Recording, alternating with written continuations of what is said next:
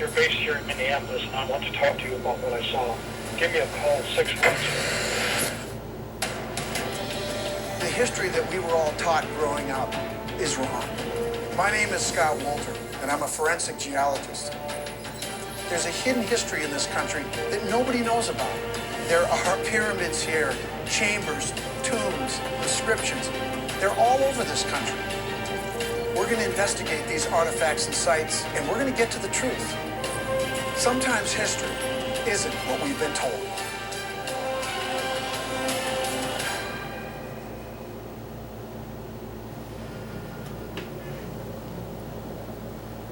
Every time I hear about a Bigfoot sighting, the story is the same. A hairy creature skulking around on 2 feet or hiding in the woods. It's what eyewitness videos always seem to show. But no skeleton or bones have ever been discovered, so I'm a hardcore skeptic. But people do believe the creature is real, and sometimes scary.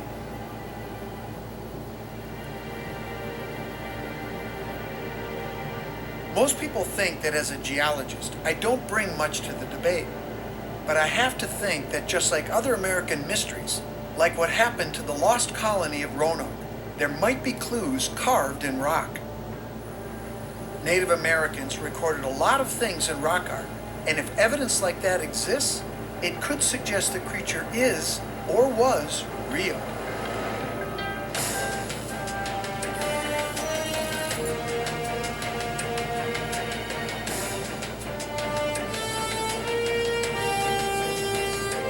It might be time I took a look at what could be America's biggest legend. And what better place to start than by meeting a guy who had a rare sighting right here in Minnesota, in my own backyard, so to speak.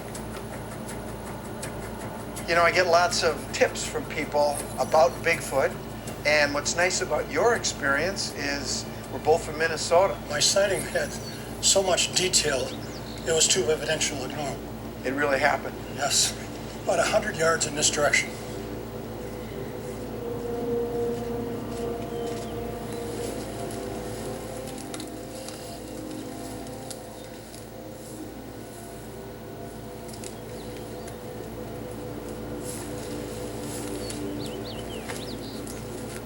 Your experience happened right out here? Yes, it did. And when was this? October 9th of 2008. Brush was 8 feet tall. It was hard to get through. So you're climbing through the woods, you're in the middle of the brush, and what did you see? What I heard was a loud crack, as if a large branch was being broken. Mm-hmm. As I looked towards the area where I heard the crack noise, I seen this being running away from me. What did it look like? It could be around 8 feet tall, and it was grayish-white in color. Okay. And so I seen this thing moving away. There was no sound. It was like it was floating away from me, and the muscles in the upper back were rippling. How far away were you? About 30 yards, 35 yards. Were you frightened? I mean, how did you feel at this point? I was later, but I think what happened was I had an adrenaline rush. I started taking off towards it. So you chased it? Yes. But then after about 40 yards, I lost track of it. It seemed to just disappear. Now, obviously, it had a strong impact on you. What happened afterwards? A severe panic attack hit, like somebody hit me with a stun gun. I fell to my knees and I looked around and I was severely frightened. I felt like my life was in danger. Well, what happened then? I mean, did you get out of there? Or? I ran out of the park. I stumbled out onto that road. I fell on my knees and I was just drained. I was in shock. That shock lasted for 3 days. So when people say they think that you're full of it or you're making this up or you're trying to get attention, what's your response to that? It is something you have to see to believe. I don't blame the non-believers. I've seen something that most people never see. I know it exists. This is not a myth or a legend. This is a reality. And I absolutely believe that you believe you had this experience. I'm not questioning that. And there are a lot of people I've talked to who are absolutely convinced that they had these experiences.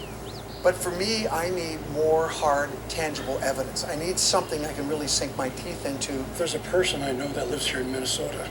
He's a resident Bigfoot research expert.